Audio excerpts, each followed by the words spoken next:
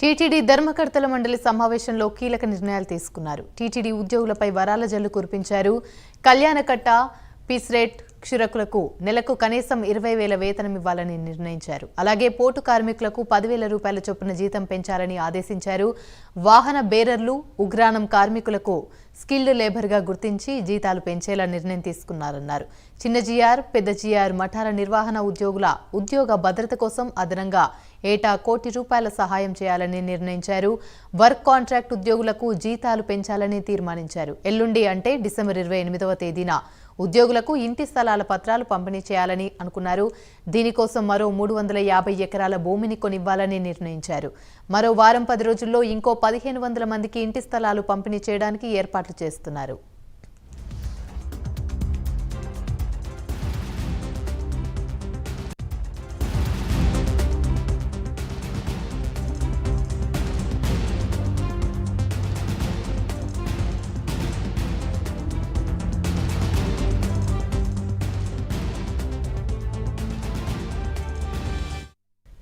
TTD ధర్మకర్తల మండలి సమావేశంలో కీలక నిర్ణయాలు తీసుకున్నారు. టీటీడీ ఉద్యోగులపై వరాల జల్లు కురిపించారు. ఇదే అంశానికి సంబంధించి మరిన్ని వివరాలు మా ప్రతినిధి సునీల్ అందిస్తారు.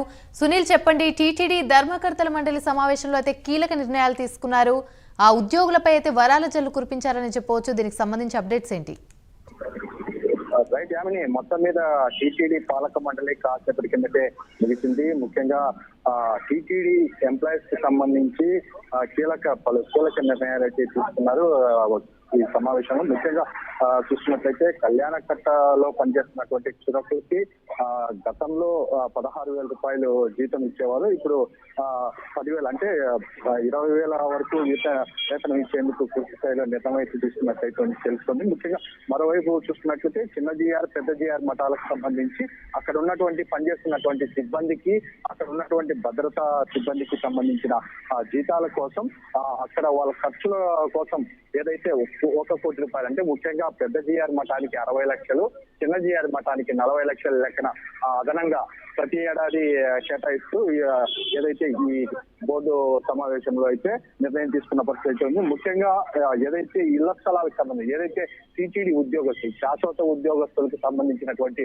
ఇళ్ల స్థలాలదే ముఖ్యంగా కీలక నిర్ణయం అయితే తీసుకున్న పరిస్థితి అయితే ఉంది. ఎందుకంటే గతంలో చెప్పిన విధంగానే పూర్తిగా ఏదైతే ఇక్కడ పనిచేస్తున్నటువంటి టీటీడీ సిబ్బందికి ఎప్పటి నుంచో వేచి ఉన్న వారికి అందరికీ పూర్తి స్థాయిలో వాళ్ళకి స్థలాలు కేటాయించేందుకు పూర్తి స్థాయిలో కీలక నిర్ణయం అయితే తీసుకున్నారు. ముఖ్యంగా ఏదైతే ఈ నెల 28వ తేదీ సుమారు 3,518 మంది ఉద్యోగులకి ఇళ్ల స్థలాలు పట్టాలు అయితే ఈరోజు ఈ తిరుపతిలో ఉన్నటువంటి మాటి ఆడిటోరియంలో అయితే అందజేయనున్నట్టు తెలుస్తుంది. మరోవైపు జనవరి మొదటి వారంలో సుమారు 1,500 మంది ఉద్యోగులకి ఇళ్ల స్థలాలు అయితే అందించేందుకు టీటీడీ అయితే నిర్ణయం తీసుకుంది. ఇంకా 350 ఎకరాల సేకరణ కూడా చేస్తున్నట్లు ఇప్పటికే టీటీడీ పలు అంశాలపై చర్చించిన పరిస్థితి ఉంది. ఎందుకంటే ఇప్పటికే గవర్నమెంట్ కి 85 కోట్ల రూపాయలు కేటాయించి అక్కడ స్థలాన్ని తీసుకోవాలని చెప్పేసి ఇప్పటికే నిర్ణయం తీసుకున్నారు. ఇప్పటికే వడమాలపేట దగ్గర ఉన్నటువంటి ప్రాంతంలో టీటీడీ ఉద్యోగుల కోసం ప్రత్యేకంగా ఆ ప్రాంతంలో ఏదైతే స్థలాన్ని అయితే ఇప్పటికే కేటాయించిన పరిస్థితి ఉంది. మరోవైపు కాంట్రాక్ట్ చేస్తున్నటువంటి ఉద్యోగులకి జీతాల పెంపు, మరోవైపు వాళ్ళని కొంతమంది రెగ్యులరైజ్ చేయడానికి కూడా కొన్ని నిర్ణయాలు అయితే తీసుకున్నట్లయితే తెలుస్తోంది. మరోవైపు 14 కోట్ల రూపాయలతో గోగరప డ్యాము వద్ద భక్తులతో క్యూ లైన్ నిర్మాణం అయితే చేపడుతున్నారు. ఎందుకంటే ప్రతి సంవత్సరం భారీ స్థాయిలో తిరుమల శ్రీవారి దర్శనానికి వస్తుంటారు.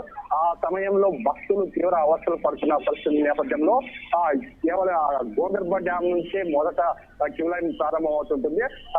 తాత్కాలిక ఏర్పాటు చేసినటువంటి క్యూ లైన్ ని పూర్తిగా పర్మనెంట్ గా క్యూ లైన్ ఏర్పాటుకి నిర్ణయం అయితే తీసుకున్న పరిస్థితి అయితే ఉంది. మరోవైపు 15 కోట్లతో అలిపిరి వద్ద అభివృద్ధి పనులకి అయితే నిర్ణయం అయితే తీసుకున్నారు. ముఖ్యంగా ఏదైతే తిరుపతిలో మొదటగా చెప్పినట్లు తిరుపతిలో భక్తుల కోసము అతిథి గృహాలు అయితే ఏర్పాటు చేసేందుకు కీలక నిర్ణయం తీసుకున్నట్లయితే తెలుస్తుంది. ఎందుకంటే సుమారు తిరుపతిలో ఉన్నటువంటి అచ్యుతం, అనంతం అని అంటే 2 ప్రాంతాల్లో 2 గెస్ట్ హౌస్ అంటే అతిపెద్ద గెస్ట్ హౌస్ నిర్మాణం చేపట్టేందుకు టీటీడీ ఇప్పటికే నిర్ణయం తీసుకుంది. సుమారు 209 కోట్లతో ఈ అతిథి గృహాలు అయితే నిర్మించేందుకు పూర్తిగా నిర్ణయం తీసుకున్నట్టయితే తెలుస్తుంది. ఎందుకంటే తిరుమలలో తరచూ భక్తులు భారీ స్థాయిలో తిరుమలకు చేరుకుంటున్నారు. ఎక్కడ వాళ్ళకి అద్దె గదులు దొరకనే పరిస్థితి నేపథ్యంలో భక్తులు ఎవరు ఇబ్బంది పడకుండా ప్రత్యేకంగా వాళ్ళకి తిరుపతిలోనే వాళ్ళు ఉండేలా పూర్తి స్థాయిలో మంచి వసతులు కలిగిన అద్దె గదులని సిద్ధం చేయాలని చెప్పేసి ఇప్పటికే టీటీడీ పలు దఫాలుగా చెప్తూ వస్తుంది. ఈసారి పూర్తి స్థాయిలో దానికి సంబంధించి అభివృద్ధి పనులు కూడా పూర్తి స్థాయిలో నిర్ణయం తీసుకున్నట్టయితే తెలుస్తుంది. మరోవైపు శ్రీనివాసం అతిథి గృహానికి సంబంధించి చాలా ఏళ్ల నుంచి అక్కడ అభివృద్ధి పనులు జరగకపోవడంతో సుమారు 2 కోట్ల రూపాయలు అయితే అక్కడైతే నిర్ణయించారు. మరోవైపు జార్ఖండ్ లో 100 ఎకరాల స్థలంలో శ్రీవారి ఆలయంలో పనిచేస్తున్నటువంటి పోటు కార్మికుల కష్టాన్ని గుర్తించినటువంటి మా పాలక మండలి శాశ్వత ఉద్యోగస్తులు కానటువంటి పోటు కార్మికులకందరికీ కూడా ఒక్కొక్కరికి 10,000 రూపాయల చొప్పున వేతనం పెంచాలి అని నిర్ణయం తీసుకోవటం జరిగింది. ఎంతో కష్టంతో కూడినటువంటి పనిచేసే వాహన శోధకులు మరియు ఉగ్రాణంలో పనిచేసేటువంటి కార్మికులు ఈ 2 విభాగాల శ్రామికుల్ని స్కిల్డ్ లేబర్గా వాళ్లను గుర్తించటం జరిగి తగిన రీతిలో వాళ్ళ జీతాలను పెంచే కార్యక్రమాన్ని చేయాలని నిశ్చయించటం జరిగింది. అలాగే